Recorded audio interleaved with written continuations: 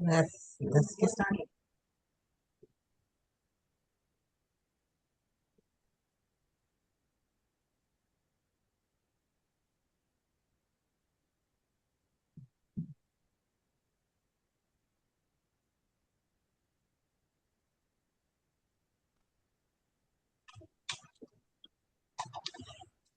Oh yeah, and Jerry usually plays the music. I forgot. Normally I play the music, but we're already, I 10 know minutes we're into already it at the before we get hour, started. so Yeah. we're just gonna let him on in. Welcome. We got one more in the waiting room. What's up, joining? Could be an internet connection, could be a few different things. Okay. It just says joining.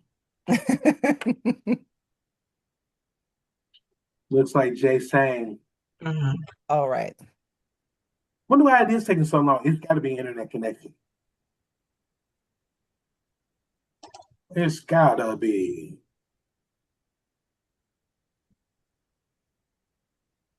What's going on, youth? Give us just one moment. We're waiting on somebody else to log in. They're in the waiting room and it says joining, but they haven't joined for some odd reason.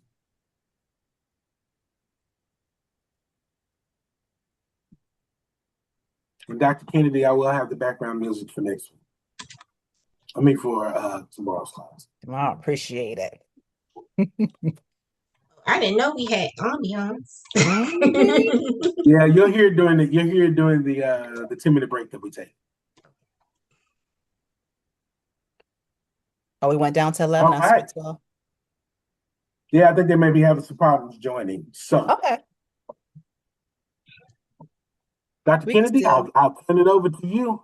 Oh, we have one. I'll admit everybody else, and And I'll get us going. you get Um, skipped over. And then I'll give a brief introduction of Dr. Lee, and then give her the class. Sounds good. Let's get it going. I want to Excellent. say welcome everyone this evening to our virtual hospitality and travel youth boot camp spring 2026.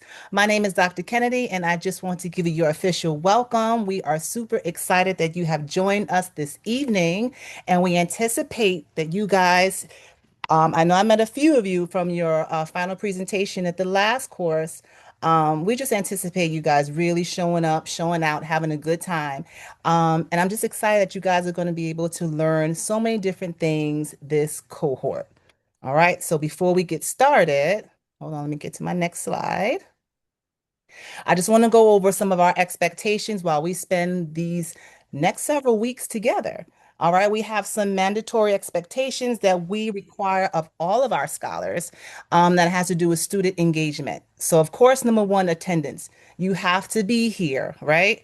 These classes are important. I know we give the option for those when you give us a valid reason of why you can't attend. We do allow students to make makeups, right? But we really, really would love for you to join us live. So attendance, we really expect our scholars to be here ready to learn. Number two, cameras on, right? We want to see your faces. We know virtual sometimes can be hard, and we want to make sure that we are engaged. We want to see your eyes. We want to connect. And we can't do that if your camera is off. So we have an expectation that all cameras are on during instruction. Engagement and participation. You guys already know this, the ones who've already been with us, how important it is for you to show up, interact, right? That's how we all learn. We share our knowledge with one another, we share experiences, and we just really want our scholars to practice doing that. So, attendance, cameras on, engagement, and growth. We don't want you guys to leave the same way you came. We definitely want to witness some growth. We want to witness that what we are all pouring into you guys is making a difference. So we definitely want you to show up and express that and just show us what S.O.A.R and this cohort means to you. So you might ask, what does that look like? So I go into a little bit more detail what that can look like. Be present and actively participating. We want you to come prepared. Sometimes you will have assignments. There might be some questions that the professors might present to you. We want you to unmic. We want you to drop your comments in the chat. We want you to be here and present with us. Definitely have to respect one another, right? We might not all agree, right? But we're going to honor each other's feelings and experiences, embrace diversity and inclusivity. Take ownership of your learning, right? And we already said that when you show up prepared, show up ready to learn, right? With that open mind, understanding that there's things to learn that you might not know that you can apply to life. We'd love for you to collaborate with others, whether it's individuals in this cohort where you link up with others who have joined us in the past, right? Because we do have in-person activities where we do link up with other scholars. It's important for you also, number 7, to be flexible, adaptable. Things happen, technology happens, things are not perfect. We know that, so we ask everyone just to be flexible and have fun and enjoy the experience. And I will stop sharing and I will pass it over to Chef Dre, who's also a co-director for our cohort this um, our spring cohort, as he then introduces you to your amazing professor who will be instructing this evening's course. So, Chef Dre. Outstanding, outstanding. If everybody is cool with the rules for tonight, please put a one in the chat. Let me know that you're paying attention and if you're listening. You know, I was I told that know. you guys I are was a trying to quiet get through bunch. them so we can get started. Yeah, I was told that this is a quiet bunch, and you know, I'm full of energy. I'm the morning guy, so I want to make sure that these kids are paying attention when we hop into this information and have a lot of fun today because we got doctors on the line. I know they didn't change their names, but that is Dr. Kennedy and that is Dr. Lee. So as you get older, you know anything about getting a doctorate, it takes some time, it takes some study. You have to be published with dissertations that have a minimal amount of words. Sometimes you got to publish novels, depending on what kind of Tell it. doctorate you're going for, right? And so I always give these ladies their respect where respect is due. And my great friend, Dr. Braden Lee, who's also a certified executive chef, a private executive chef, she has so many letters and titles after her name. You know, it's extremely impressive. And she's coming in to teach you guys the hospitality and service, kicking off the cohort strong. So please give your attention to her. Cameras on. You know, be more interactive because we will call on you if you don't. So if you're the person you know that is the most outgoing, just raise your hand. You know, just speak up, come off mute, and we're going to have a lot of fun today. So with that being said, I'm going to turn it over to Dr. Braylon Lee. Dr. Lee, go right ahead. Well, welcome, everybody. Everybody can hear me okay? Good. Awesome sauce. All right. Well, we're going to kick off our class today. Welcome to hospitality. All right. We are going to start with the 101s of everything. Okay. So let's get right into it. Give me 1 second. Let me get right into that. Okay. Mhm. Okay. Can everybody see my screen? Yes. Awesome sauce. Thank you so much for that audible. I appreciate that. So, hospitality and service. So, again, I'm Dr. Braylon Lee. I am an executive chef, executive pastry chef, and a PhD. I have a PhD in psychology, and I am currently a culinary instructor. So, um, one thing that I want you guys to remember about hospitality, and one of the things that have stuck out with me in hospitality, and I definitely wanted to add it to my slide, is the tradition of the pineapple. Um, it is internationally recognized as a symbol of hospitality and a sign of friendliness, warmth, cheer, and graciousness. And it's just a great symbol, just like the dove of peace and hospitality and welcomeness. And anytime I'm traveling and I see a pineapple, I feel like, okay, this is the place for me to be. So let's get right into it. And hospitality and service. That's what we're here to learn about, and we're going to go right into. So as I stated, guys, um, I'm Dr. Braylon Lee. I have 27 years in culinary and food service in the food service industry. I have a PhD in psychology. So I have been learning how to how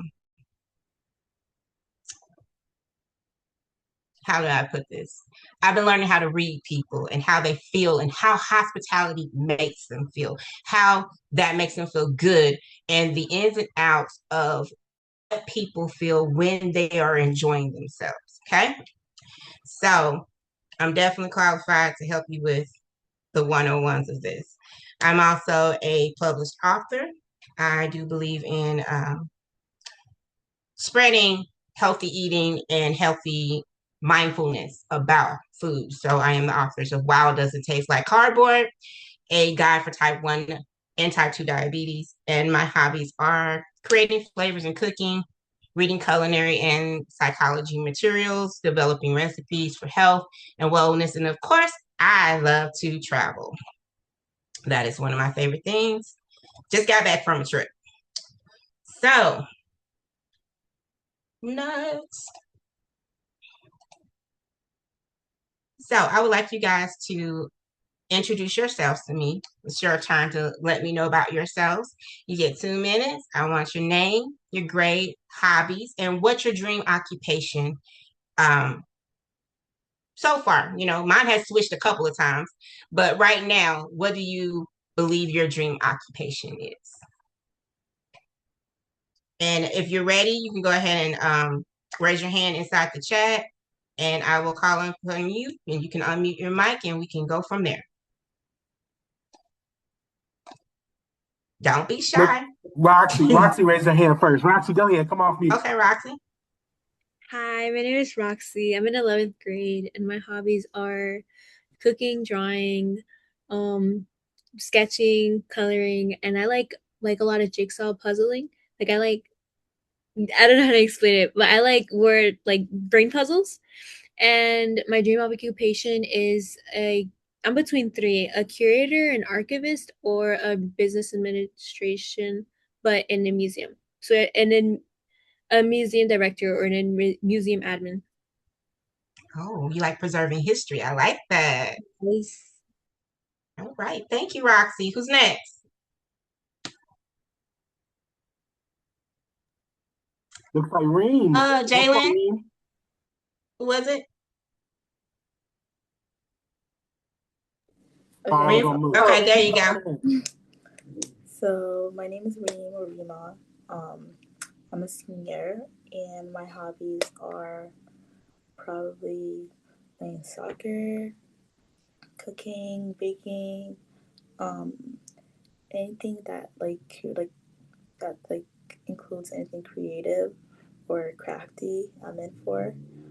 My dream occupation is probably anything in management. Um, if it's business management or like anything type of management, I'm in for. Well, thank you for sharing, Reem. I appreciate that. Who's next? Keep the ball going, guys. I'm gonna go down the chat, start picking people. Let's see. Esther, go for it. I don't really understand the question. Can you repeat it again? Yes. I want your name, your hobbies, and then what is your dream occupation? Well, I'm Esther Philome. A hobby, running, I guess. I just like to be very active, like in sports, and dream vacation, right? Your dream occupation. Oh, dream occupation. Yes. Oh, I want to pursue a career in law. Oh, wow. Okay. Cool. And what grade are you in? I'm in 12th grade. You're 12th. Okay, senior. Good job. Thank you, Esther. All right. Let's see. Estefan, is that correct?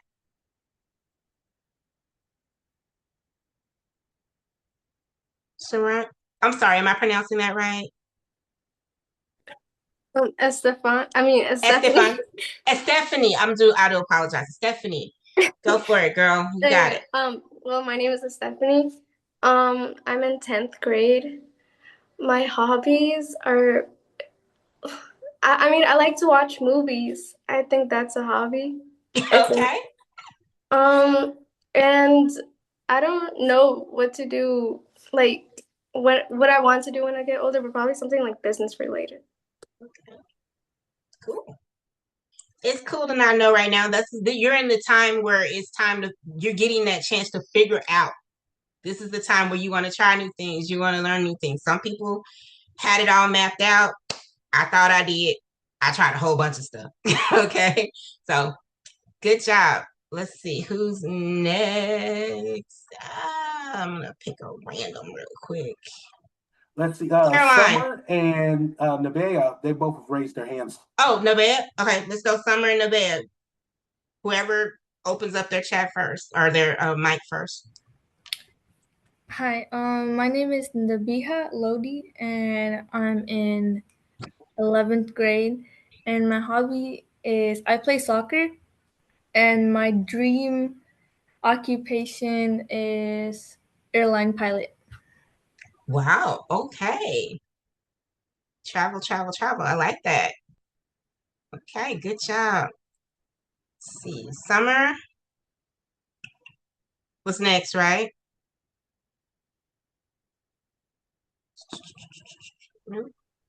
Anybody? Okay. Can I hear? Can I? Summer, we can't hear you right now. I see your hand up. Yeah, I see your hand, Summer, but you're still on mute. Yeah.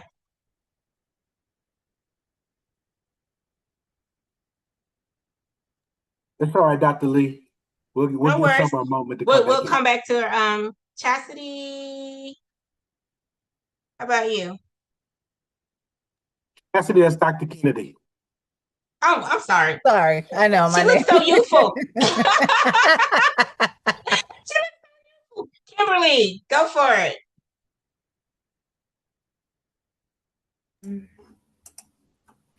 Hi, my name is Kimberly. I am a junior, and some of my hobbies are crocheting, sewing, and knitting. And my dream occupation is to be a lawyer. Nice. Got a lot of lawyers. About 2 lawyers so far. Okay. All right. Let's go to one of our young men, Jason. Is that correct? Yeah. There we go. My name is Jason. I'm a Jason. sophomore. Okay. My hobbies is just track and field and soccer. That's all I do. I don't have a dream occupation, but I've been told that I'm really good at talking. So, criminal lawyer has been brought up and a businessman. How about even public speaking? Politician, congressman, maybe. They talk a lot. Oh, correspondence. That's a good one too. All right. Thank you. Let's see. Who hasn't gone? Give me a hand. Who did? Okay. If you went, great. If you haven't gone, raise your hand. Okay. Caroline, go. My name's Stephanie, you're Caroline. next. I'm in 11th grade. My hobby is probably cheering, swimming, and going to church. And my dream occupation is to become a registered nurse. All right. Healthcare. Good job. Thank you for sharing. Stephanie. Hi, my name is Stephanie. My hobbies include painting, crafting, scrapbooking, embroidery, and I'm in grade 10. And my dream occupation is investment banking. Oh, wow. Nice, nice. Okay, we got a nice, good variety here. Thank you guys for definitely sharing. Has anybody not gone yet? I just want to make sure I'm not skipping anyone. All right. Oh, I So thank you. haven't. Who's that? Jaylene. Thank you. I'm so sorry. Jenny, Go for it. Okay, yeah, my name is Shailene and I'm in 10th grade and my hobbies are swimming and snowboarding and I want to Oh, become some type of engineer. okay. And engineering has a wide spectrum. So, yes, you can definitely do a lot in that field. Thank you all for sharing. And we're going to get into our next part of the presentation. I'm going to move forward.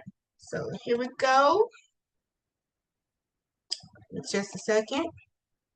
So, hold on one moment. I'm squirreling. All right. So, you guys have shared your your grades and told me a little bit about yourselves. And so we're going to move into our why. My why, your why. And what does that mean? Having a strong why gives you purpose. It reminds you of why you showed up with a smile, even though it's a tough day. In the hospitality and service and travel industry, where there's long hours, it's high expectations. The expectations are very up there, and your why fuels your passion, your resilience, and the drive to create unforgettable experiences for others. So even when you're having a bad day, you got to show up and you got to be on to make sure that other people have a great day and the experience in the environment that you've created or that you're working in. Okay. And it's what turns your job into a meaningful career. You ever heard the saying, do what makes you happy, right? Do what makes you feel good. And my grandfather used to always say, if you do what you love, then you're not working, okay? If you're doing what you love, it's not work. You're enjoying it. You're having fun. And it's more meaningful to you, okay? So with our why. So my why for me, what came down to the nitty gritty for me, my why came down to joy. Experiencing joy when others have a joyful experience, whether eating a dish where I created or experienced a healing thought through mindful nutrition, or a hospitality experience of excellency that I created for an event. And we'll discuss your why near the end of after our presentation. So I want you to think about that. Why? What's your why when it comes to what your purpose is and what you want to do? Okay. Moving on. So the objective for this class today is to gain knowledge and skills that will help you create a successful career in the hospitality industry. And a lot of you have chosen your dream career right now. A lot of them are rooted in the hospitality field. The hospitality field is not just cooking and parties and things like that and catering and all of that. It's a very wide spectrum, which includes everything from hotels, yachts, boats, anything that actually makes people feel good in an experience that they're in while you are catering to them. So, what is hospitality? Let's talk about that. What is the definition of service? Is there a distinct difference between the two, between hospitality and service? Okay, so we're going to talk about that in our next couple of slides. So, hospitality versus service. Hospitality refers to the services people use when they're away from home, such as hotels and restaurants. Those are the most common that we think about when we hear those words, right? So, service is when you provide assistance and support before, during, and after a transaction. So, great service leads to great satisfaction and repeat business. Okay. So, let's think about that. How many times have you guys gone to a restaurant, a hotel, or just a business, and you received such good service that you wanted to go back? Anybody? Pretty much all of us, right? You've never wanted to go back to a place where they gave you crappy service, have you? I know I haven't, right? So that I want you to think about that when it comes to how you make people feel when those in the hospitality field are rendering service. Okay. Um, doc, I'm sorry, Dr. Lee, this is Rose. Yes, Hi, can you put that in presentation mode so we can see it a little better? right there. I'm Thank sorry. you so much. Did it go away? Yeah, we could see the tiles and the wording Oh, is do very apologize. small. I It's do okay. apologize. Okay, no worries. I got you. Hold on just a second. I'm just trying to adjust something here. Thank you, ma'am. No worries. Cool. All right, I got it. So, great service leads to guest satisfaction and repeat business, right? Hospitality is how you make people feel. Service is what you do. Okay. So, we're going to go ahead and we're going to look at a great example of service. This company is very much known for their service and their hospitality in the food service industry. And everybody, if you haven't had Chick-fil-A, I don't know anybody on the planet yet who hasn't. If you're not, in America, pretty much, who hasn't had Chick-fil-A, or if you haven't, you're missing out. But they have great chicken, unless you're a vegetarian, which is still fine. But um, service versus hospitality, they explain it very well. So we're going to watch a quick video on hospitality and the service that Chick-fil-A has modeled their hospitality model, which a lot of companies have adapted. Okay, so we're going to watch a little video on that, and then we're going to talk about what do you think, or why do you think their model works for this particular company and why they are so successful at what they do. Okay. So I am going to cue that up for you guys real quick.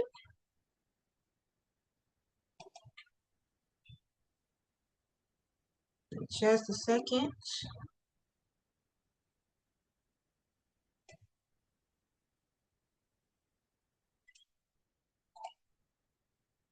One moment.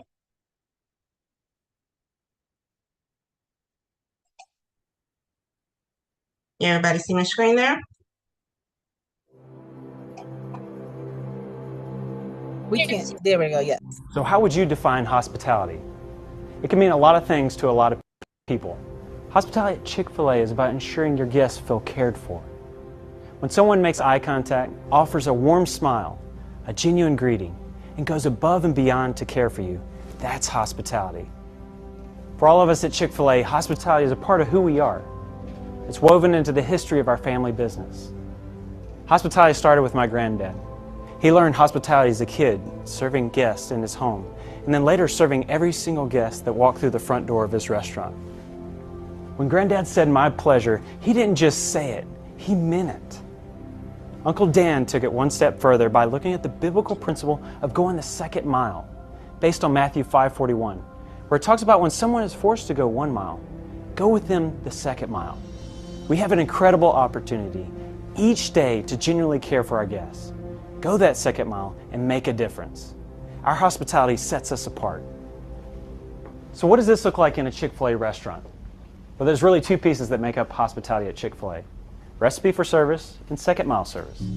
Let's first break down our recipe for service.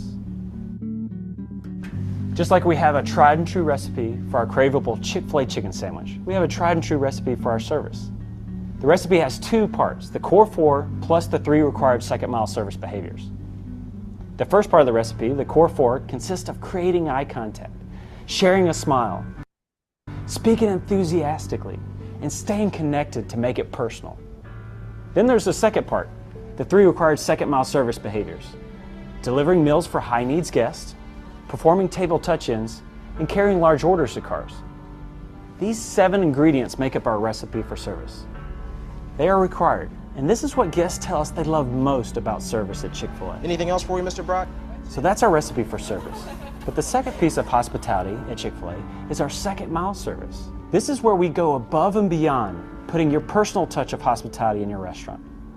It's about being genuine, proactive, and personal with your guests. Being genuine, actively listening to our guests, which includes body language. It's about leaning in, making eye contact, and giving them our full attention. Being proactive, anticipating our guests' needs. For example, holding the door for a guest. And finally, making it personal. This is an opportunity to connect with our guests. Maybe it's simply remembering a guest's favorite meal. Chick-fil-A biscuit and a medium coffee. Any cream or sugar for you today? Overall, we're empowering our team members to obey their warm-hearted impulses, to treat others the way that they would want to be treated. Let me share with you a couple of comments from guests who were impacted by team members following those impulses. First guest says she was completely blown away by the incredible service she received at Chick-fil-A. The staff were so incredibly friendly. One of them even rushed to escort her with an umbrella to the car in the rain. Another guest, who is a single mother, raved about how Chick-fil-A treats her. The staff always goes above and beyond to offer extra help. She explains this has brought tears to her eyes when she was having a rough day. You see, this is the beauty of hospitality at Chick-fil-A. It combines the recipe for service with your unique second mile service ideas and passion. You have the ability to offer signature services that best serve your guests. So why do we do all this? Because we care for each guest personally. Let's see what this looks like in our restaurants. Sir, I can help you right down here. Good, how are you? Is this for dine-in or carry-out? As guests enter the restaurant, Hi, how are you doing, Adam? they're greeted with a warm welcome. At the order point, in the dining room, or in the drive-thru, the team member is providing genuine core four. Hi, welcome to Chick-fil-A, sir. How may I serve you today? The cashier provides clear direction to the guests after completing their order. For a large carry-out order, the team member says, "I'll be assisting you to your car." During the guest dining experience, table touch-ins are occurring about every 10 to 15 minutes. I'll take your tray when you're finished, okay? All right, thanks for coming in today. You can see the host or hostess is constantly assessing the needs of the guest, always looking to provide extra condiments and napkins, refreshing beverages, and clearing trays, while taking advantage of those moments to connect with the guest. All these components make up our recipe for service. Some second mile service touches we saw were offering fresh ground pepper, remembering a guest's name, Mr. Bill, I can help you right here. genuinely listening to our guests, providing a high chair, and offering a fond farewell in the drive-thru. Your biscuit. You have a wonderful day.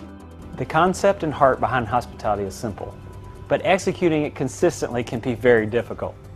You have to have service process in place to be consistent. You need the right people in the right places, saying and doing the right things. For example, 4 key team member roles have emerged in executing effective service process in the dining room. These roles may look unique in every restaurant, but here's an overall description of each. First, your host or hostess. They're uniquely set up to focus on the required second mile service behaviors and go above and beyond for your guests, all while exhibiting the core 4. Second, your cashiers. Good. They are the champions of the core 4. Good, how are you? They are key to the service process by always giving clear direction. They can truly make a guest experience by providing microbursts of hospitality. Third, your expediter. They are all about order accuracy, making sure that the meals are properly assembled with appropriate utensils and condiments. Fourth, and finally for our dining room, your servers. They make sure meals are delivered to the right guests while ensuring they have everything they need before starting the meal. Don't forget it's powerful when we use a guest's name. Well, here's your fresh salad, Lauren. Thank you. All right, well, let me get some napkins for you, all right, dear? The guest's name is taken by the cashier and used by the server when delivering the meal. When you have clearly defined processes and roles in place, you can be sure that the recipe for service and second mile service are happening all day, every day. And remember, hospitality is about ensuring guests feel cared for. One of the things that excites me the most is your extraordinary opportunity to show honor, dignity, and respect, and to have a positive influence on all who come in contact with Chick-fil-A.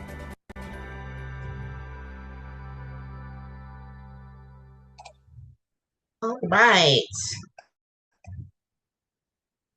So let me just get back to our presentation.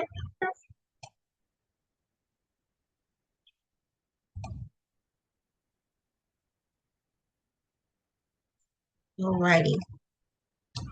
So, guys, what do you think about how Chick-fil-A models their hospitality for their guests? Dr. Give me a little Lee, feedback. Your presentation isn't back on the screen. You're still on the YouTube screen, by the way. Oh, sorry. Do apologize. Thank you. I'm working it out, guys. Bear with me. Hold on. Here we go. There we go. All right. So, what do you guys think about the model that Chick-fil-A has set in place for its guests? Roxy. I think that they really go out of their way to make it like personal, like how like the guy in the video, he was saying how when they first come in, their name is taken down so that when they're given their orders, like they feel that personal connection because their name is being used. They're not just another customer, they're seen like as an actual person. And it makes the customer feel more valued, and that is what brings them back into that environment again. Good observation. Um, Um, sorry. customers who feel valued do return. Esther, go ahead. Tell me, what were you going to say? I would like to add on to what Roxy said about making it personal. And also, it's about basic manners. And I feel like not many food places or just customer service in general can get a grasp of that. But even when I go to Chick-fil-A, it's always my pleasure. You're welcome. Have a nice day. And even that can brighten up somebody's day. So I just love the attitude that they bring. And I feel like that's really the core of it. Like that's the core of it all. Awesome. Esther brought up a great point right there. The my pleasure. You didn't even hear that in the video this time, right? But she remembers that from you remember that from when you've been at Chick-fil-A, right? That is everybody knows that phrase, my pleasure. They make it personal to serve you, right? Anybody else have anything to add on?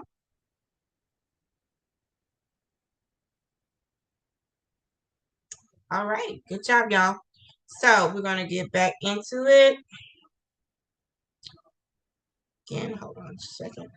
So hold on one second. There we go. So we're gonna have a little breakout section real quick for you guys. And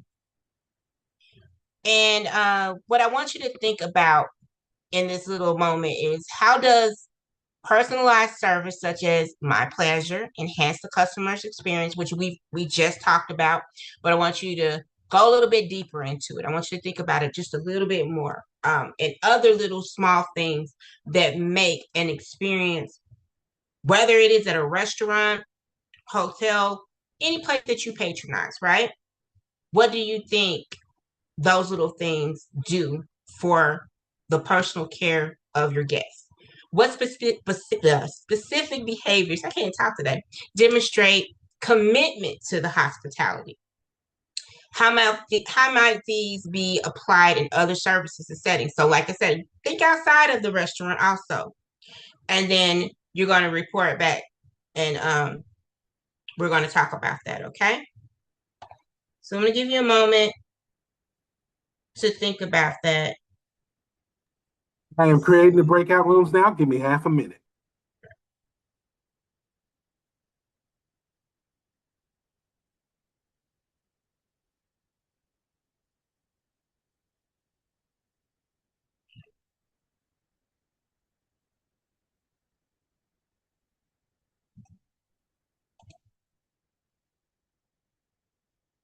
Does anybody have any questions before we go into breakout?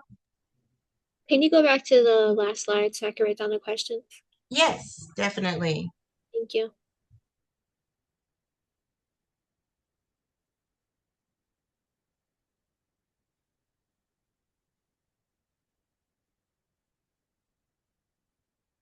Also, if you guys need, after class, I do have the PDF version of this if you need it for notes, okay? So just let me know.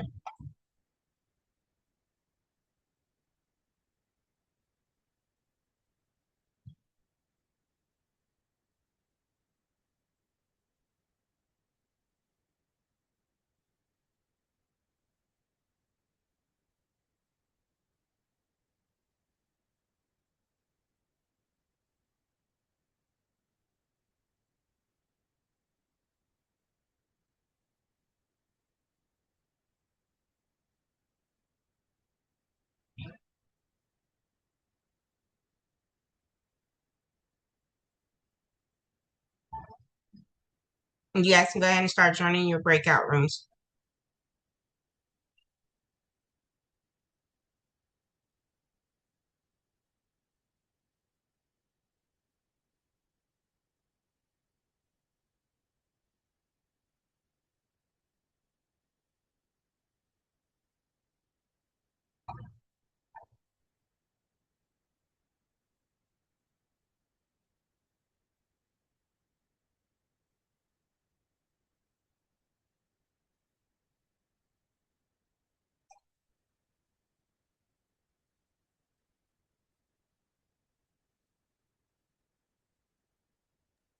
Dr. Lee, you want to help the students in room one? Yes, I'm heading there now. All right, cool.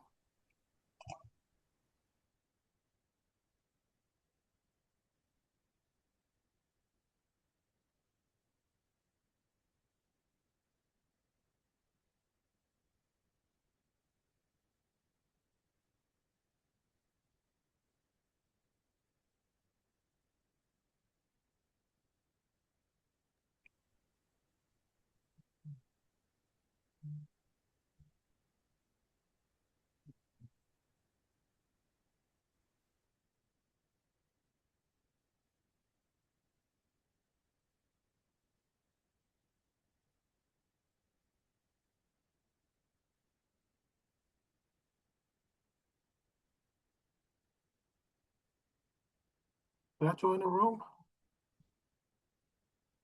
No, I didn't. Okay. No.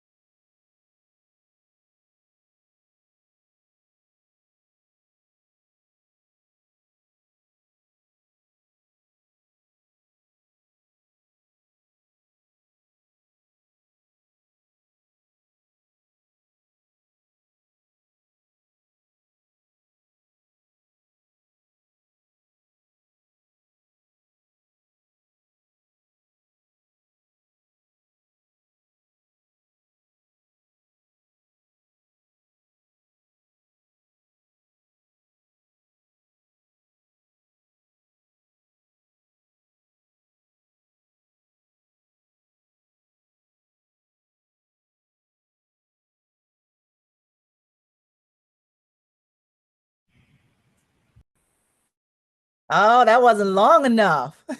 Welcome Hey, back, scholars, I'm gonna put you guys. everybody. It Actually, was we're getting gonna give. that conversation was getting pretty good, huh? Right, but that's Hey, all right. That's all right. But it was good stuff. actually, Yes, Dr. Lee, Dr. yes. Lee, I can add a few more minutes because the breakout room for some reason only gave like 3 minutes, and it was supposed to be Oh, 5. So okay, I don't okay. know what happened. When everybody comes back, I'm going to recreate. For the next one, but it was good. Okay. So everybody, yeah, team one was doing really good. They came up with a lot of great um tidbits about how um when they've gone to a place, how they've been made to feel like they were the person was really there and very adamant about wanting to serve them, wanting to make their day good, to wanting to make sure that they had what they needed. It was their personal pleasure to do that. So they were very, very detailed on how that was being displayed and how they felt about that. And I love that. So, All Dr. Lee, right, you think that you need some more time in the breakout rooms, or you want to keep going? let's keep going. Keep going. All right. But I do want to hear what our other groups were talking about. So we can have a few minutes. We can use those 2 minutes to do that. Anybody else? Any from the other groups? Roxy, go ahead. Our group was talking about how like it's like normalized in some places to just not have good customer service or like not good hospitality at all, and it's just the norm. But how like when you do get a job and you are like in a position where you have to give hospitality to people, it's one thing if you're just like scripting it like oh, my pleasure, but you can tell, at least for me, I can tell when someone is being genuine when they say like, are you okay? Like, how is your service? Like, as little as it seems like that, but like their tone, the way that they're talking to you, their eye contact, like it makes that much of a difference. So when you have like someone like not really caring, you feel that energy. It just makes all the more difference when it's genuine from the heart. And if it's not, you can tell. You could immediately touch it off the bat. Anybody agree with that? I agree with Roxy. Anybody agree with that? Okay, cool. And I want to piggyback on that. I'm going to use the word, it's called accountability. Okay. You know when a person takes accountability for their job. Have you ever, or their career or their position? Have you ever heard somebody say, that's not my job? I hate that phrase, especially in my kitchen. Okay. That's not my job. If you walk in the door, oh, personally, for Dr. Lee, when I walk in the door, everything's my pleasure. Whatever I can, where I get in, where I fit in. Because I want to make sure that everything around me, anything that I touch, belongs to me. I'm accountable for it. So when I say my pleasure, like Roxy said, when people say my pleasure, you can tell when they don't mean it or when they do. When they actually they hold themselves accountable to the service and the care that they give people. Okay? So remember that. Anybody else? No hands up? All right. So we're going to move on to our next slide. All right. And you know So what, Dr. next, Lee? I'm sorry. Go ahead. I said let's give the scholars a restroom break. All right. Let's go ahead and we're going to take a break and then we'll come back and we're going to talk about hospitality in the industry. So give the break until 7:25, 6:25 Central Standard Time. Everybody good with that? Perfect. See you, Dr. Lee. All right. Welcome back, guys, from our break. So we're going to go right into talking about the hospitality industry regionally and globally. Okay. Specifically post pandemic, pre and post pandemic. And let's see how this industry was affected by what was going on. Okay. So, You have to reshare your screen again, Dr. Lee, just FYI. oh, do apologize. And I know it was gone. Give me a moment. Okay. So, back into here. Give me a second. Share that.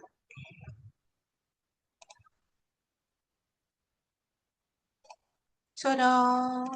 All right. Everybody with me now? We're waiting on it to load. Okay. Once it does so, I'm going to make it a little bit bigger so we can see it because I do have little bitty bitty right in there. Yeah, you're gonna have to zoom in a bit so we can see the words. It's a little small. Yes, so I got you. Here we go. So I am going to make this just a little bit bigger, guys, so that we can see it. All right. Everybody good on that? All right. So, employment impacts. The current workforce as of 2024, U.S. hospitality sector employs approximately 12.2 million individuals during that time. So the projected growth between 2023 and 2033, the industry is expected to add about close to 828,200. I'm sorry. I can't talk right now. 8,022,700 jobs. Okay. It is the third largest employment growth sector in the nation. In the nation. Does anybody know what the other two are? Take a good guess. Outside of the hospitality industry, it's the third. Nobody? No takers? Healthcare?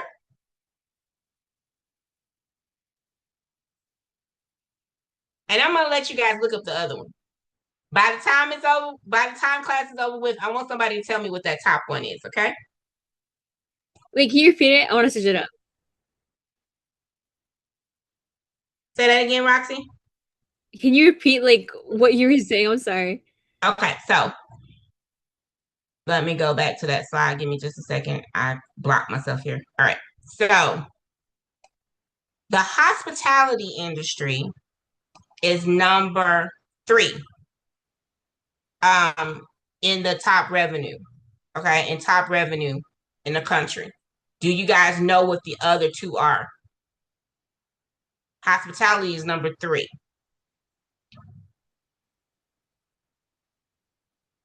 So by the time we in class, I would like somebody to tell me what the other 2 are. But hospitality is number 3, okay? So, give me just a second. I lost some spot. So it's the 3rd largest employment sector in the nation, okay? So I want you guys to tell me what the other 2 largest employment sectors are, okay? So, the economic impact, revenue generation.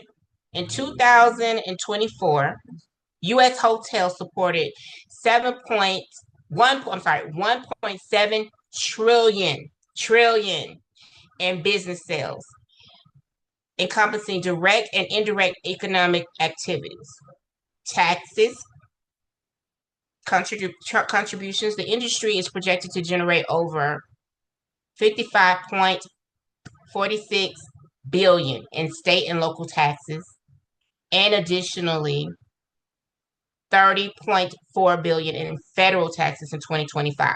So that's our past year, okay? Globally, global hospitality industry snapshot. So we're going to look at a few tidbits here. Employment statistics. Global workforce, our global world workforce. In 2024, the hospitality and tourist sector supported approximately 357 million jobs worldwide, accounting for about 10% of the globe's employment. So, in the hospitality industry, let's pause right there.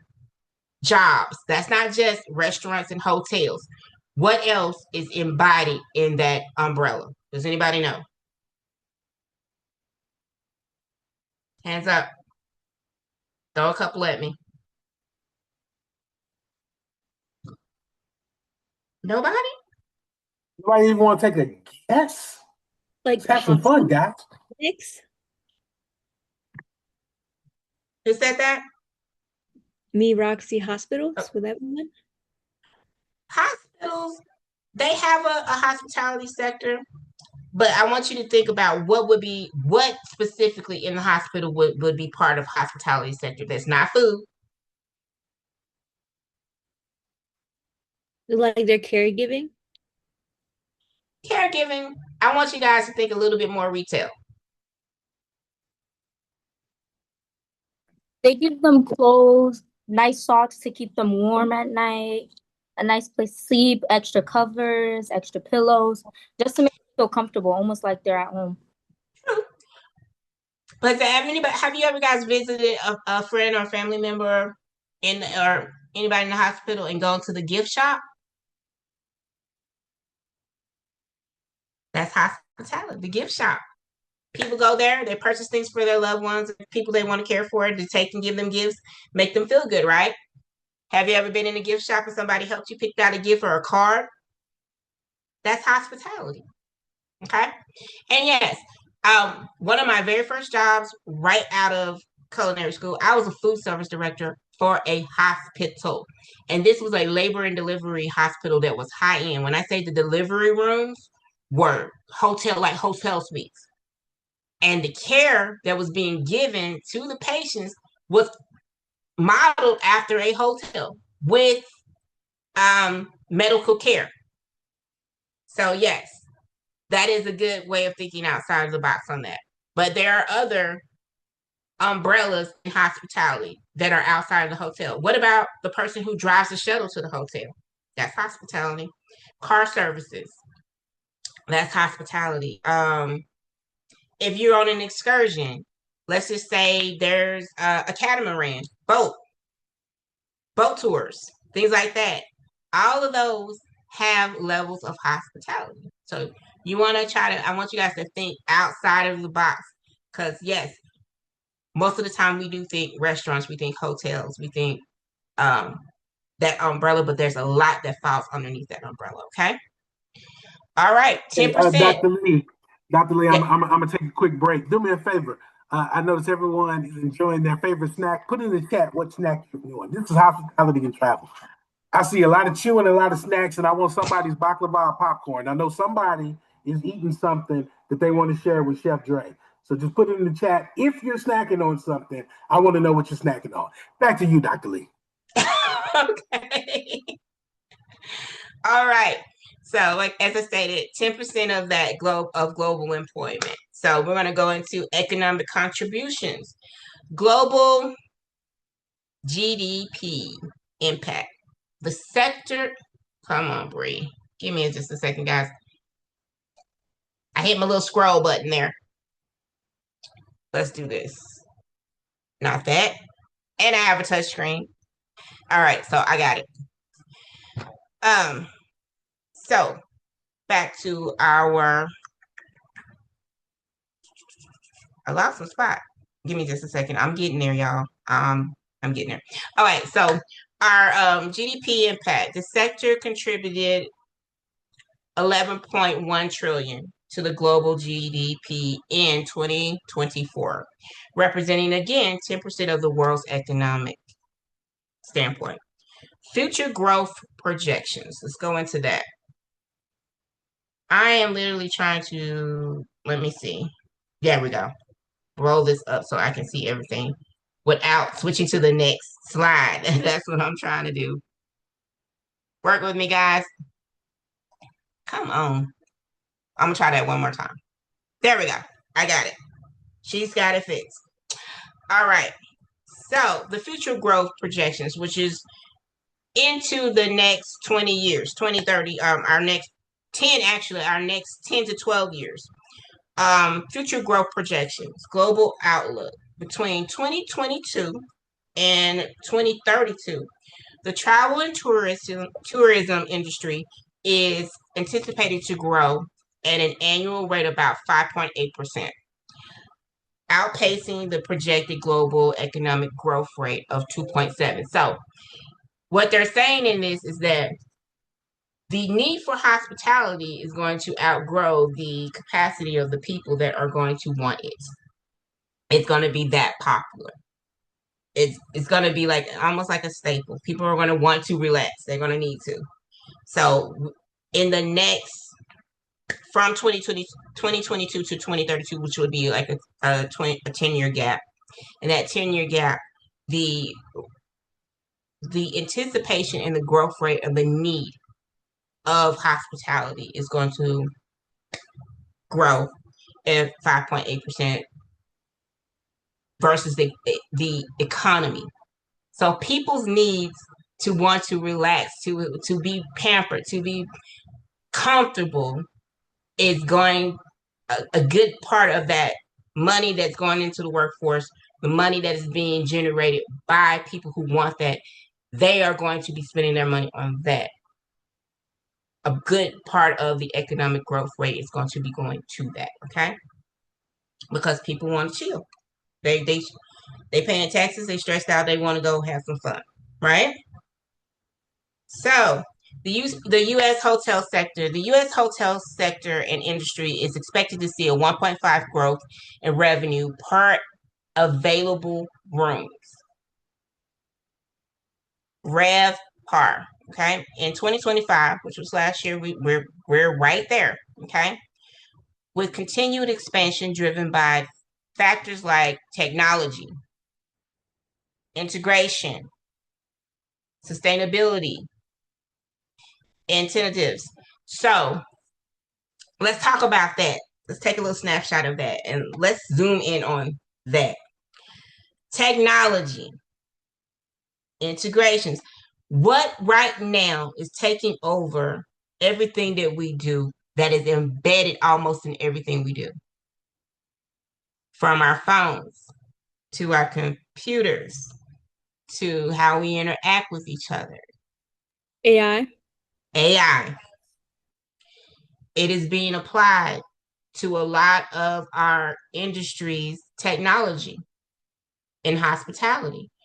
A lot of places, I don't know if you guys have been to a hotel now where you have AI panels or touchscreen panels where you can order food or where you can order amenities or AI assistants that talk to you and tell you what the amenities are in the place that you're in to help make it smoother for the people working at the hotel or the place of where you're patronizing, right? I want you to think about that in the essence of how things will grow. Let's move on to the next slide. So, why should you choose the hospitality industry or service industry? Now, so in that, I'm going to talk to you guys now. We're going to discuss or have an open discussion or about early entry benefits. You are right now at the very beginning of this. A lot of people my age that I've worked in the industry, I've been in the industry 28 years. A lot of them entered in when they were in high school or they were indoctrinated because it was a family business.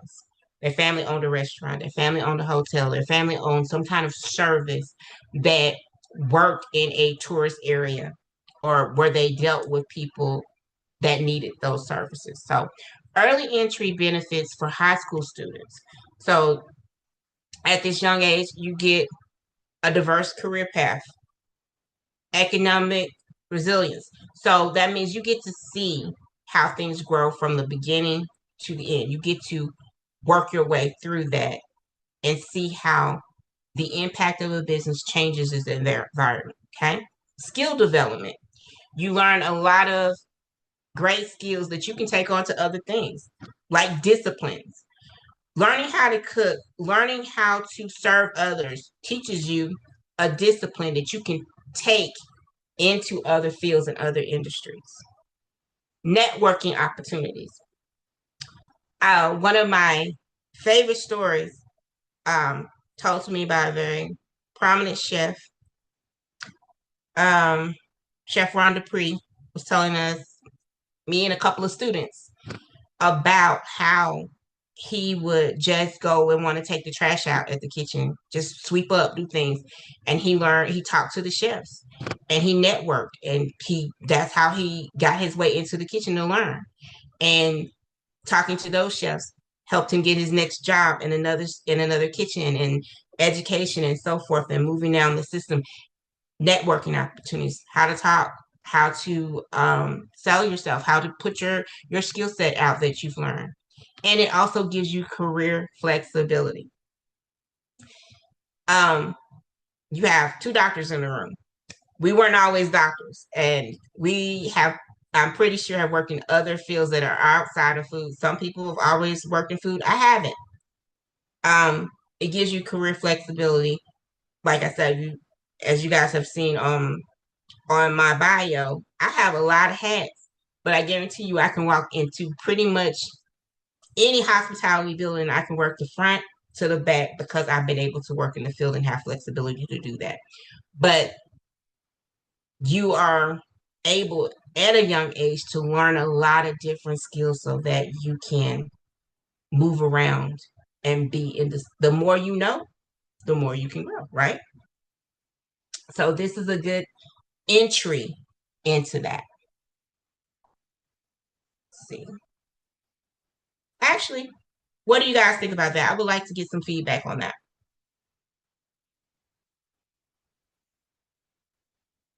Anybody? You guys are getting quiet on me. Caroline, what do you think?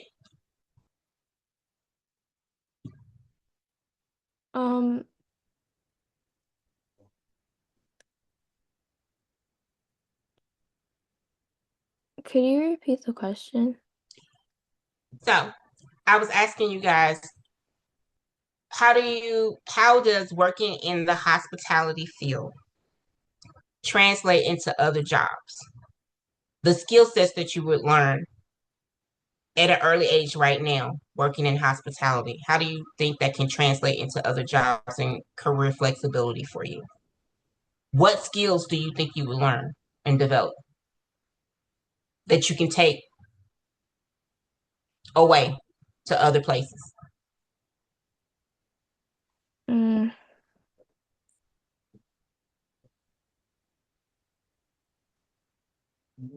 mm,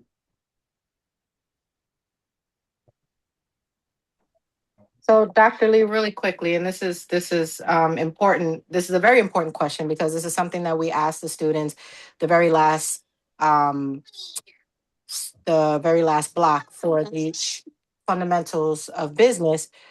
We want to make sure that they are able to sort of correlate or make the connection between hospitality and what it is that they're looking to get into in their particular area or career field, right?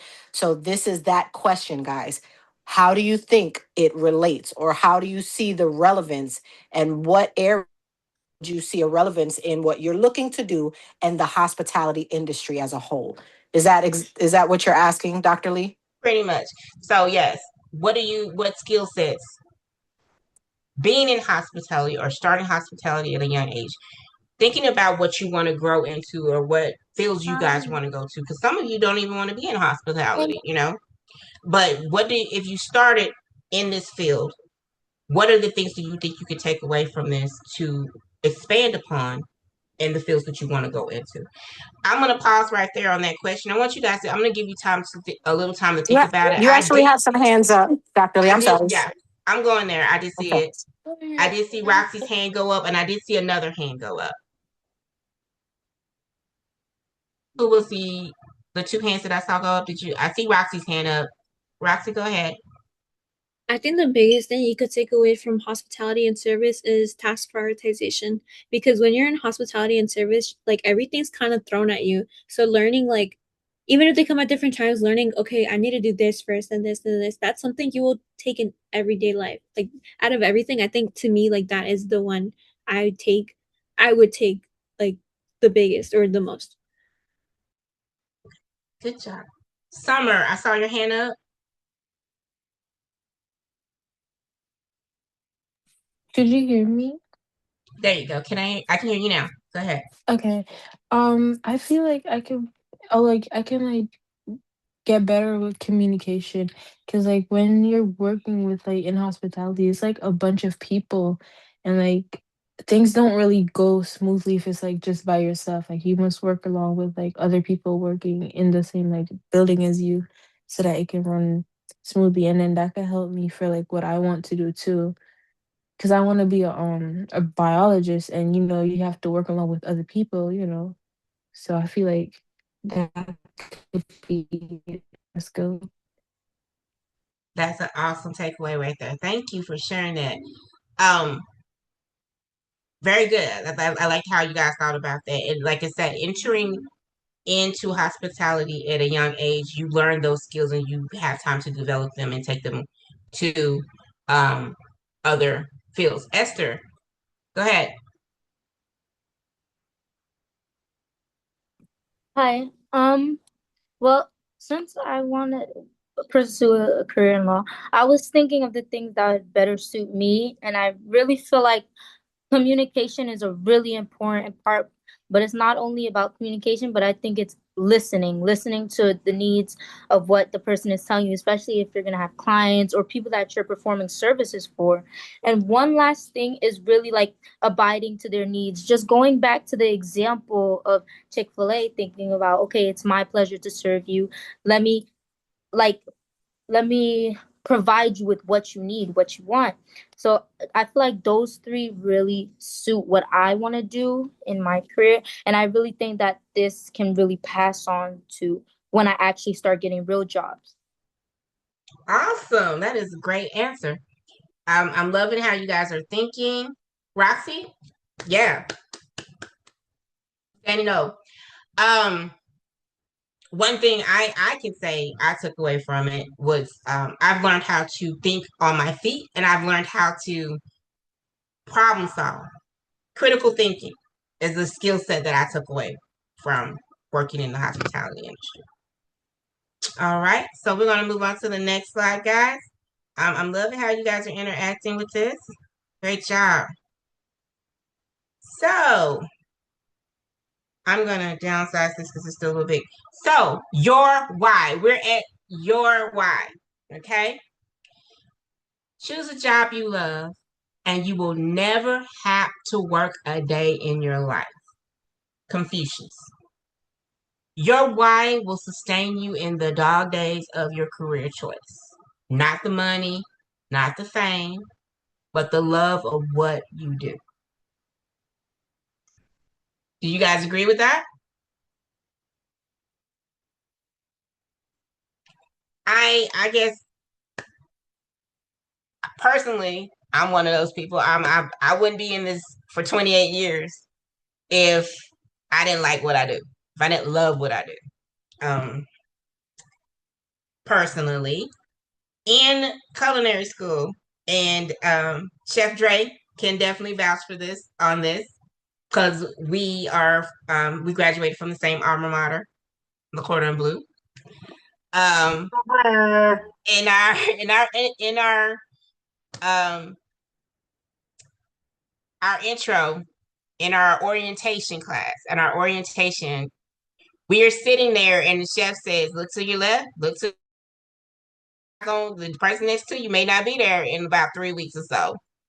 And then the dean tells us, if this is not your passion, not if you just love to do this or if you want to do this or whatever, if this is not your passion, please stop.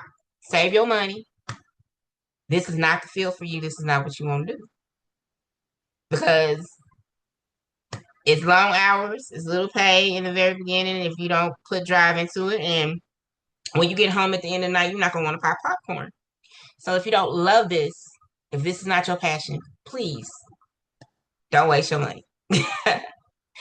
So again, it's not about the money or the fame, but the love of what you do. So I want you guys to think about your why and why you're choosing the careers and the paths that you're choosing. Okay.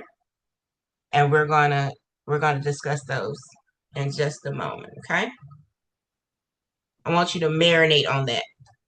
Excuse me. And if I remember correctly, didn't your scholars do a similar activity like this in the first cohort, correct? With Professor J? Yes? Put a one in the chat if you already worked on your why. And then I did not hear what young lady just spoke, but go ahead and ask your question.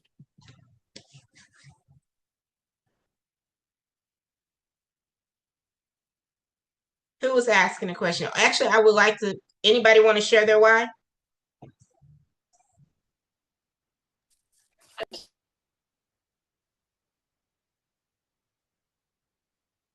Why do you want to do what you want to do? Why is this your passion? Why is this going to drive you?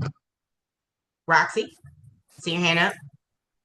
For me, I want to get into like anything to do with the museum business, because to me, like, the preservation of life, like, I don't know, like, I guess in school always I hate when we're learning about someone and then it's just 3 facts about their life. And then I think about my own. I'm like, if I were to make it in a history book, I'd want to be so much more than just 3 things to remember in like a test or a quiz.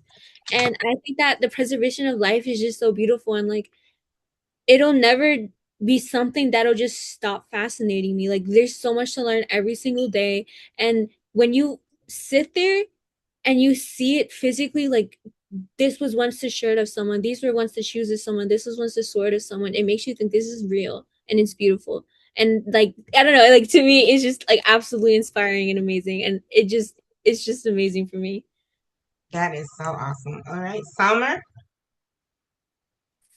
I wanted to research biology because I like to help people, and I just really like helping people. And I just find it like really sad that like you have to go through losing somebody because you don't know the reason for what it is. So I want to be the person that like finds the why on why it happens, you know? Yeah. Anybody else? Don't make me start calling on people. Okay, wait, I'm confused. Are we doing like where we want to go, what we want to study, why we want to study, or like our business? Your why and your passion about what you want to do in your field. And remember I asked you guys what your dream occupation would be, right? Why would you choose that? What's your why? What's your passion for wanting to do that? Oh, so I chose management. First of all, I was in a lot of like management, leadership, like programs and stuff, and that's where I peaked. I felt good about myself. I felt good about what I was doing. So why not continue doing that, you know? So the accomplishment of being able to execute that brings you happiness. Okay. Thank you for sharing that. Right. Anybody else?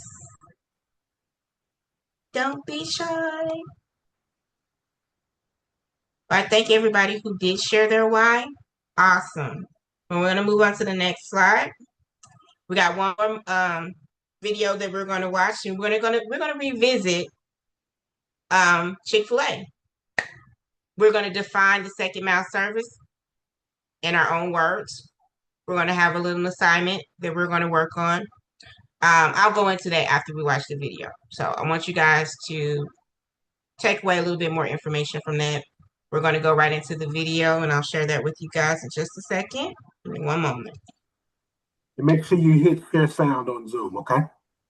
Got you, because I did stop it, right? That is correct.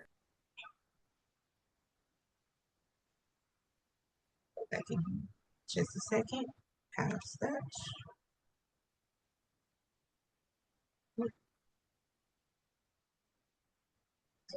Share sound.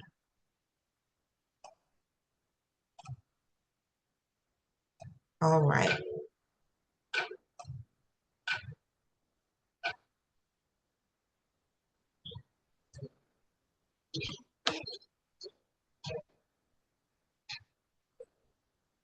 It's very difficult for them to replicate. And some 18 years ago now, we introduced this idea of second mile service. Years ago, people would say, well, I go to Chick-fil-A because I love the food and I love the service. Now, people say, I go to Chick-fil-A because I love the service. I love the way I feel cared for. Those people make me feel cared for, and I also love the food as well. All right, let's talk about some of the specific behaviors here in this dining room. And understand our model, our thinking here is that we want to give almost a 4 or 5 star kind of service that you'd see at a real swanky restaurant where you pay $30 or $40. And we're taking some of those service attributes and we're bringing them into an $8 or $9 price point environment here. So let's look for opportunities to make our dining rooms look nicer, but also for our guests to feel cared for as well as they're completing the meal. Ladies, I'll get this out of your way for you. And honored to be able to have you with us today. Thank you. Thank you. It's our pleasure. Another thing that's nice to do, and this is kind of an optional thing, is that many of our operators now are providing sandy wipes and also these little butter mints as people complete their meal. I may greet the customer if it's appropriate to thank them for dining here with us at Chick-fil-A, or if they're involved in a conversation, I might just quietly leave these items on the table for the guests as they're about to leave. And what a nice little touch that is. Again, these are things that never happen at a normal fast food restaurant. Only at fine dining restaurants would something like this happen. Another really great thing to do is this pepper grinder. Again, you're not having fresh ground pepper ever at another fast food restaurant, but you might at Chick-fil-A because we're all about treating people with grace and hospitality, personally, gracious hospitality. May I offer fresh ground pepper for your entree salad? I would love that, thank you. Oh, sure. So I'm going to be offering fresh ground pepper for a salad here. And this guest, parenthetically, by the way, she may not even like pepper, but it feels so nice, being offered pepper. It makes her feel like she's somebody very, very special. Another thing that we're, of course, known for is refreshing beverages. And that's the term that we want to use. That's kind of a scripted verb. First mile, want a refill. Second mile, may I refresh your beverage? And changes the entire experience altogether. So here's what's going to happen. May I refresh your beverage here, please? Make sure you'll take the lid. I'll be right back. So I'll go behind the counter, maybe put a little more ice in there that's needed. And as I go back, though, here's a little ditty that's a nice thing to do. Again, you might expect this at a fine dining restaurant, but when I return the beverage, to make it really special, I like to put a little napkin underneath the beverage as I place it back on the table, making sure that I turn the logo back toward the customer. Again, it's the subtle little detail that makes all the difference in the world. Thank you today. You know, if we can incorporate these behaviors into our restaurants, it's incredible. The buzz, the word of mouth, it truly becomes remarkable service. People are going to be tweeting about this before they ever leave the restaurant, and that makes them feel very special, and it does a lot for you too.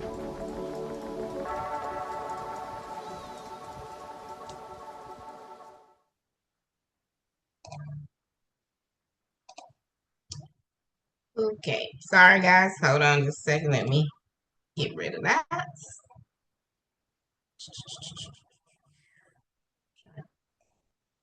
All right, back to our presentation. So,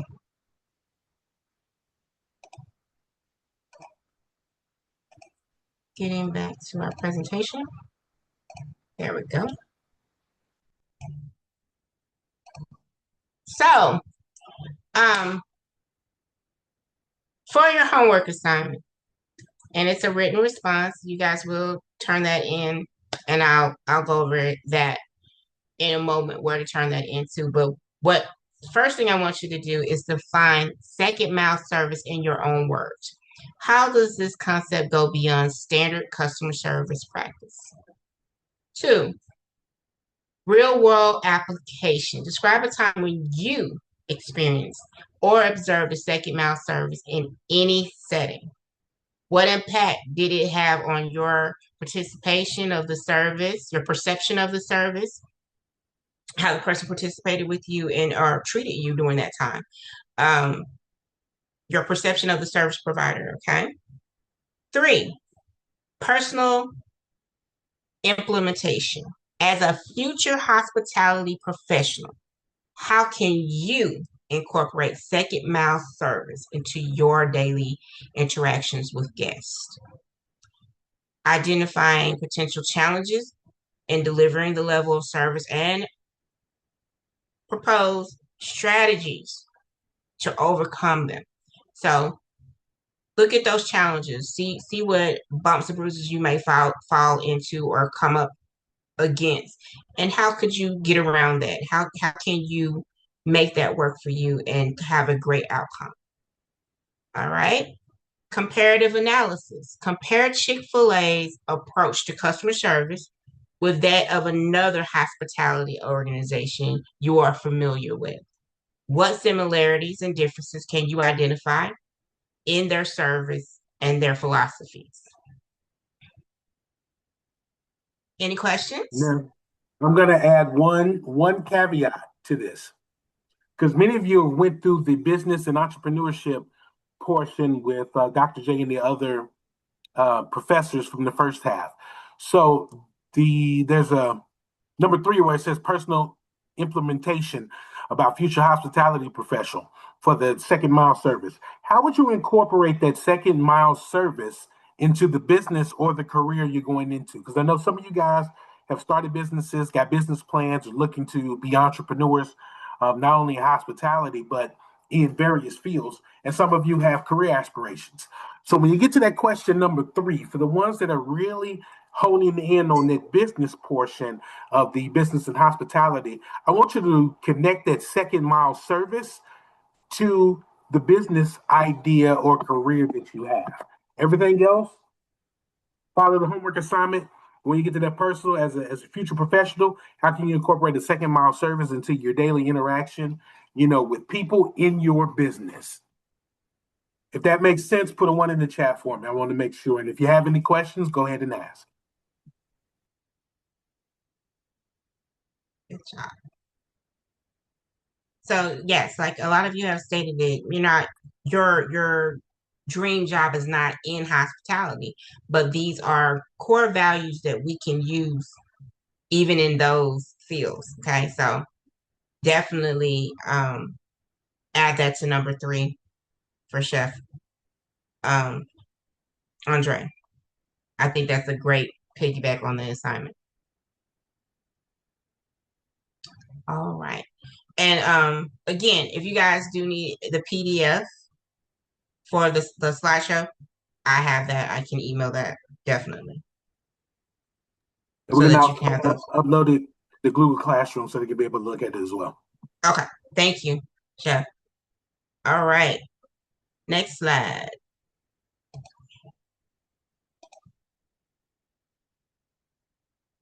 So the criteria for your homework assignment. I'm gonna make this a little bit smaller so I can see it and you can see everything.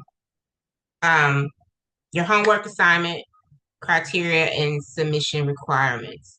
So it should be formatted and double spaced using a standard 12-point font, Times Roman or Arial. The length is approximately 400 words.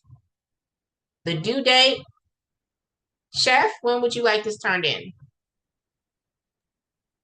By beginning of Thursday class. Okay. By the end of Thursday class, the submission method would be uploaded to your Google Classroom. That's correct. That's correct. Okay, so you need to demonstrate the understanding of second mile service. You need the ability to relate concepts to personal experiences and industry practices. So we're reiterating your homework assignment. Critical thinking and depth of analysis of what was required of you.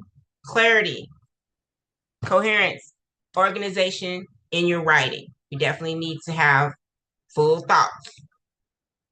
Walk us through it. Proper grammar and spelling, and adherence to the formatting guidelines. I can't talk today.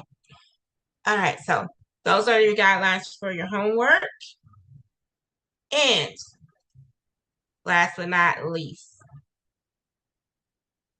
remember, one of my favorite mottos, or my favorite 2 mottos are one team, one dream. Every team member works together to help all reach their personal dreams. So we're all working together to help each other succeed, okay? Stay humble, stay hungry. In your success and for more success. So hungry people stay hungry. You want to constantly be working towards your goals, okay? I am Dr. Braylon Lee. You guys can also reach out to me at braylonlee@outlook.com for questions in regards to your assignment. Definitely can send me a message. Does anybody have any questions? I've really had a great time with you guys this evening. I do want to also open up the floor for my moderators, Chef Andre, and also looks like Roxy has a question for you. Chef Kennedy, Dr. Kennedy also. So if they have anything to elaborate on on our day or on our class today, I definitely open the floor to them, and I open the floor to you guys if you have any questions. I have a question. So for the homework, do we have to answer all 4 questions individually and just put it onto a Word document, or do we have to like put a summary of all the questions answered? It's a summary, but you're going to answer each question. So each needs to be a full thought, delivered the question in full thought in that format, if that makes any sense. Like 1, 2, 3, 4, or a summary that answers that? You can 1, 2, 3, 4 answer it, but your summary within that. That makes. Okay, thank you. So question 1. This is my full summary. Question 2. Just go down but elaborate. The whole thing should equal at least up to 400 words, y'all. No one sentence answers. Be mindful in what you're expressing. And repeating the question does not count as words. Just so you know. True. I see Reem smiling over there. Yeah. Because I've tried that one. I have literally wrote 20 times. I am really, really, really, really, really, really, really, really, really, really excited about. Man.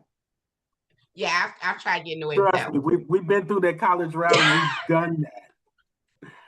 The question is like 30 words. You just repeat the entire question and then answer it. It's the greatest trick until they told us we can't do it no more. So. Right. Any other questions? I have one last question. I'm sorry. Is the number one state? No, is it number one revenue industry? Is it real estate? It's number 2. Oh, it's number 2. Okay. Good job, Roxy, looking it up. The other one is healthcare. Healthcare. It's health.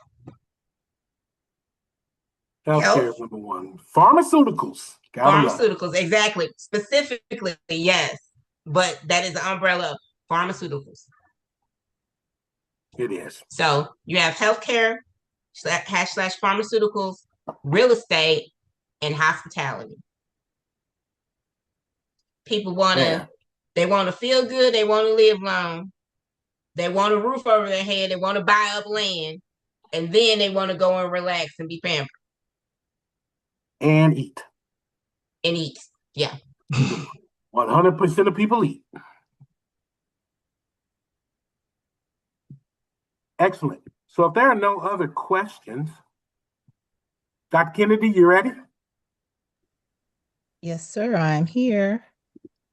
Excellent. Did you have anything you wanted to add, Dr. Kennedy? I know we have a few more things we have to do before we log off. So if I can just share my screen. Yep. Unshare your screen for me. I'm about to wrap As we wrap up tonight, thank you so much, Dr. Lee, for an awesome kickoff to our hospitality and travel session, this spring session. Scholars, you have done it. Check this off. Class 1 is done. We have a few more things we have to take care of before we officially log off. And one of those things, I'm going to share my screen. Okay, I think I've clicked off of mine now. Are you good to do that? I will try now. Yes. Okie dokie. All right, let me know if you see me sharing my screen. Yep, we see your screen. All right. Let's get through this. Hold on, let me start presentation. All right, for those what I don't see at the top, there it is. Never mind, go ahead. Yes? Okay. For those of you guys who are not familiar, I know for our last cohort, we had a little fun just trying to tap into what you've learned over the past several hours, and we want to do it in a different way. So here, if you guys can just use this code to go ahead and connect with us on this Mentimeter, and we can get started on our end of session activity. Dr. Kennedy, do you have the link to put in the chat, just in case? Can I just copy and paste this? No, there should be a link for the youth to click on.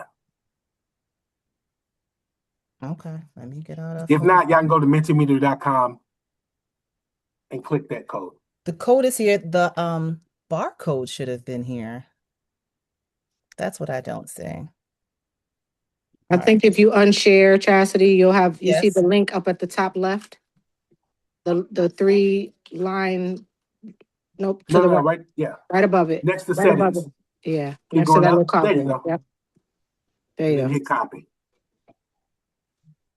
And then put Love it it in the when chat. teamwork makes the dream work. Has to. It has to. That's the way to get it done.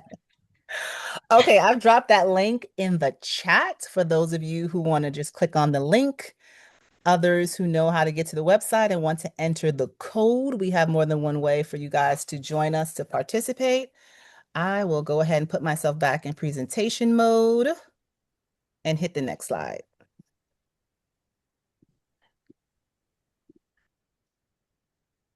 All right, 10 players already. Does that sound about right? 11? We have 12 Should be tonight? Oh, that's 11. everyone, right?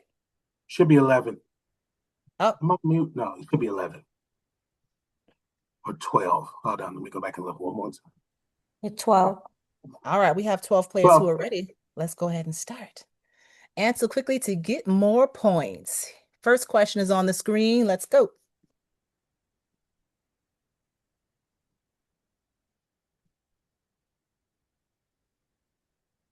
Which of the following is not a core principle of excellent customer service?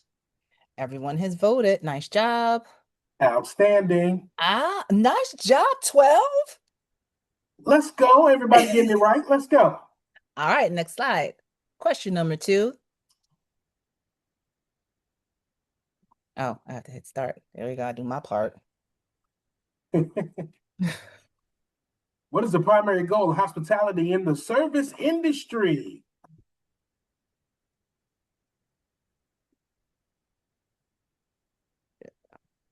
Primary goal of hospitality service. Everyone's voted. All right. Nice. All right, y'all showing out. All right, here we go. Oh, hold on. Uh-oh, you got to go back one. The back arrow. I can't see my back. You were just on it. Right there. Press that once. I know, but this, go for back. me, it says it's like an edit. Oh, let me move it. Oh, y'all see me doing this? Yes. And it keeps slipping back. Let me do it. You're doing so well, Dr. Kennedy. I was. I didn't want to say anything. All right, y'all. Y'all do this one.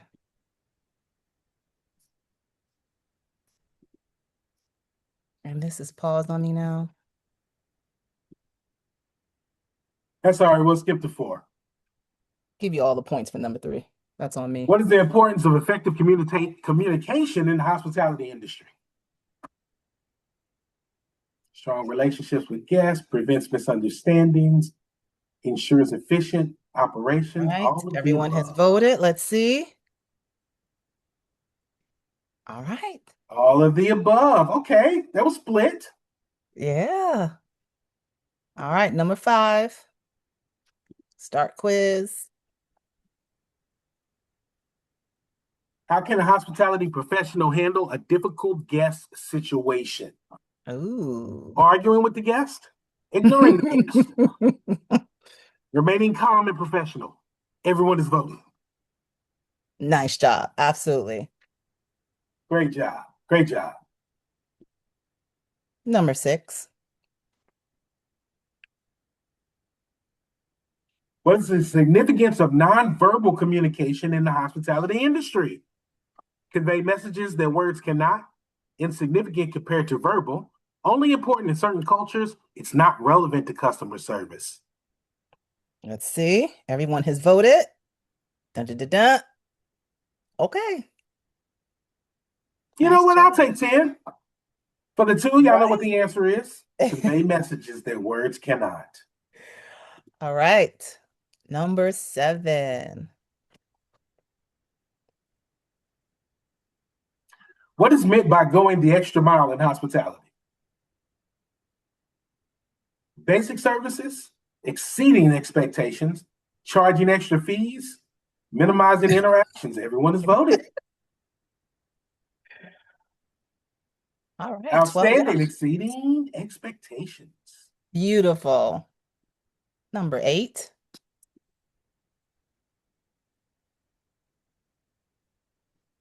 How can a hospitality professional contribute to a positive team environment? Being supportive and cooperative, gossiping with colleagues, prioritizing accomplishments, creating conflict. 12. I'm glad you. 12. Thank you guys for being supportive and cooperative. Okay, no gossiping. Okay. Absolutely. Number 9.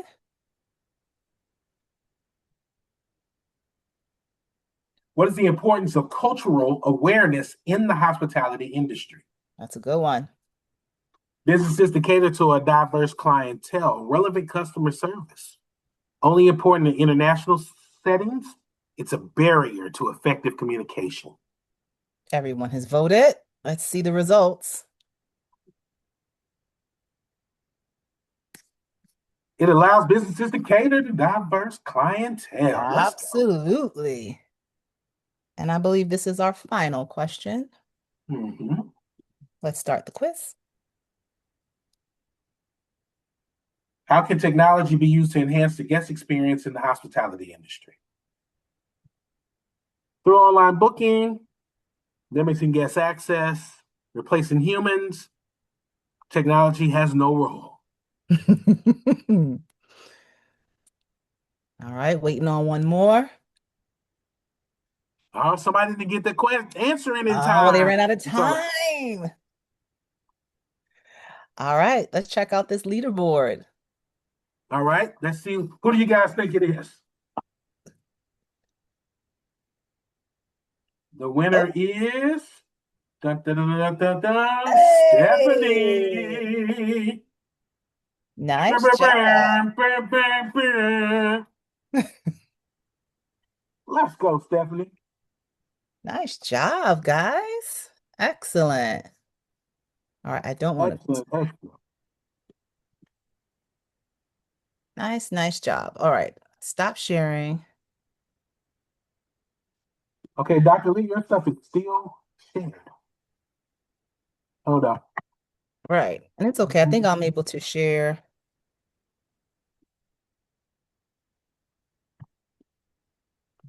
All right. Thank All you right, guys let me so go much. ahead and share my screen again. You pulling up the EOC? I'm pulling up the after class video optional assignment. Yes. Okay. Sharing my screen. Can you see it? Mm-hmm.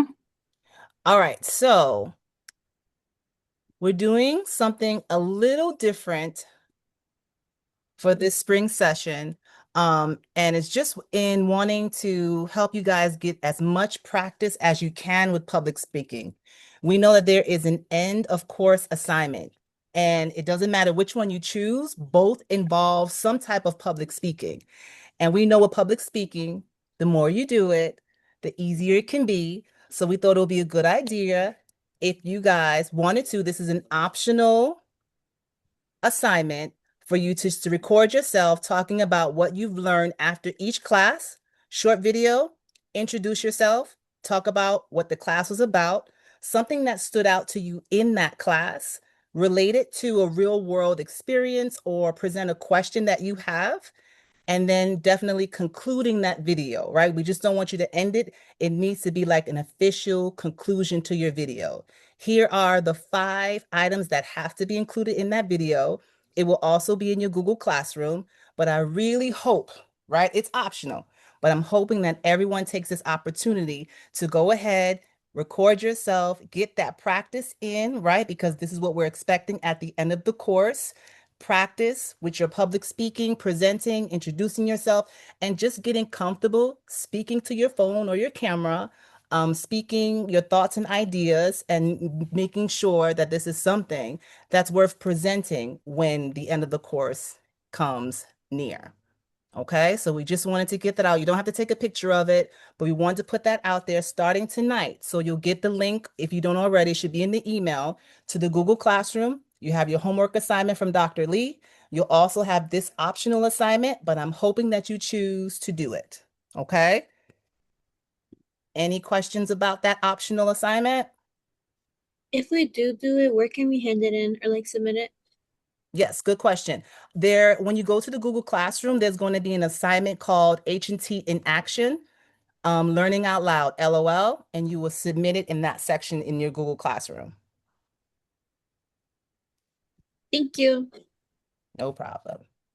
You're And Chef welcome. Dre, I know you want to talk about the EOC. Does everyone have the copy of the end of course for this H&T? If you guys send the email, it should have been the email. If not, I'm share gonna go my to screen real quick. Oh, okay. Yeah, I'll share my screen. Unless you already have it up, but I'll share mine.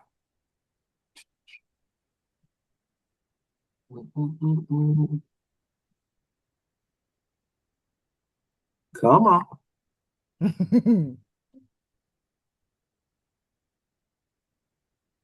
All right. This is the end of course final for the H&T series. And I'm gonna sum it up because you also have it in your Google Classroom. So I want you to go back and read it so you can understand it.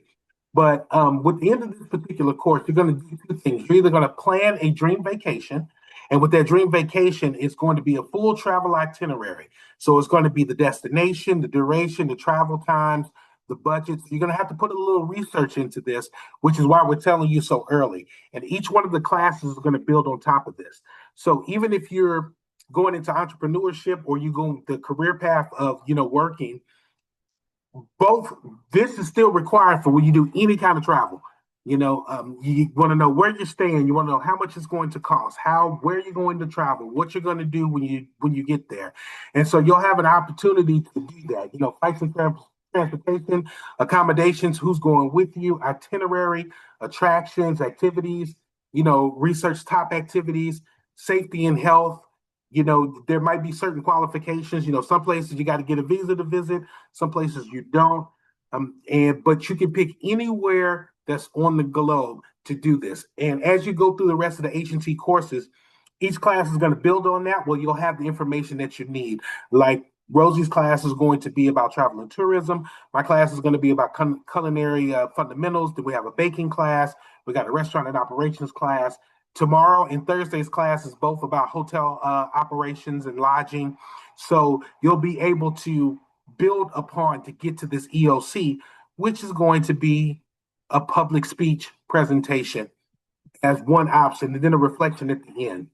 And then the other project is a food dish creation made like a social media post. We understand the technology is growing and that your generation is really big when it comes to social media posting and building. So once you are done with the culinary class, you'll have an understanding of because in the culinary class, it's going to be interactive. So you guys will be actually making a dish. And so after you make that dish, you can create your own dish, right? Select the food category. You're going to do the recipe research and development, the cooking process. You're going to prepare it, and then you're going to create it like a social media post. Now, whether you post it or not is totally up to you. But you're going to create it like it's a TikTok. You're going to create it like it's an IG. You're going to create it like it's a Facebook. Not like what is the other one? Snap. If they still do Snap. I don't know. I can't think of the name of it right now. TikTok But you're gonna make replaced it. Snap. Okay, I couldn't remember. I know there was one because I know some of the kids that I know still use because it has that 24-hour disappearing thing. So but anyway, you're going to create a social media post of you preparing whatever dish that is. And in the Google Classroom, we have a folder of a couple of examples that people have done for you to look at. And I'll probably show it either if not this next hotel class or the end of the restaurant class, but you're able to look at some of the previous scholars and the videos that they've done for social media. You want to keep it within 1 minute to about 90 seconds for the social media post. And for the travel itinerary, you want to keep it between about 3.5 to about 4.5 minutes of content for presentation. Okay. And then all of this again is in your Google Classroom, so you can read it, make it a social media post, and yes, that's it. Any questions, comments, or concerns? For me, the LOL assignment, like the link for it doesn't work. It says that like there's something wrong with the link or there's something wrong with my account. Okay, let's see. Okay, we'll check it out on our end. If you're unable to post it on Google Classroom, I probably can drop my email in here as well, so you can send it directly to myself or Chef Dre until we get that worked out on Google Classroom. Thank you. No problem. All right, one last thing before we all log off. I know that's what we have, like 2 more minutes. There is, I just dropped the form, the Google form in the link.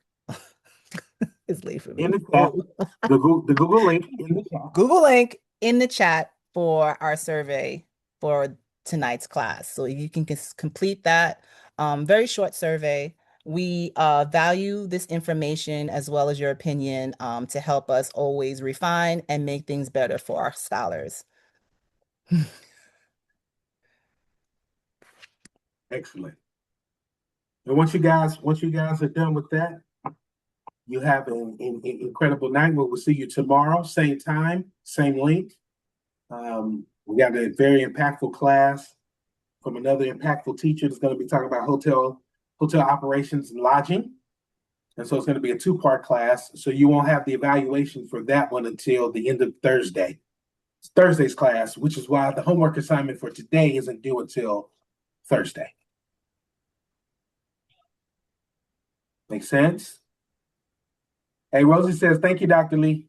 And I just want to thank all of the students, all the moderators, and everybody. Thank you for having me today. I really enjoyed myself with imparting information and hearing about your goals and where you want to take your education. So I really, really appreciate you guys allowing me to come and help out today. So thank you so much. Awesome. Thank you, Dr. Lee. Thank you, Dr. Thank you Lee. for a wonderful kickoff. I'll try. All right. Once you guys have finished the evaluation, once you finish the evaluation, if you guys don't have any more questions, you are free to go for the evening.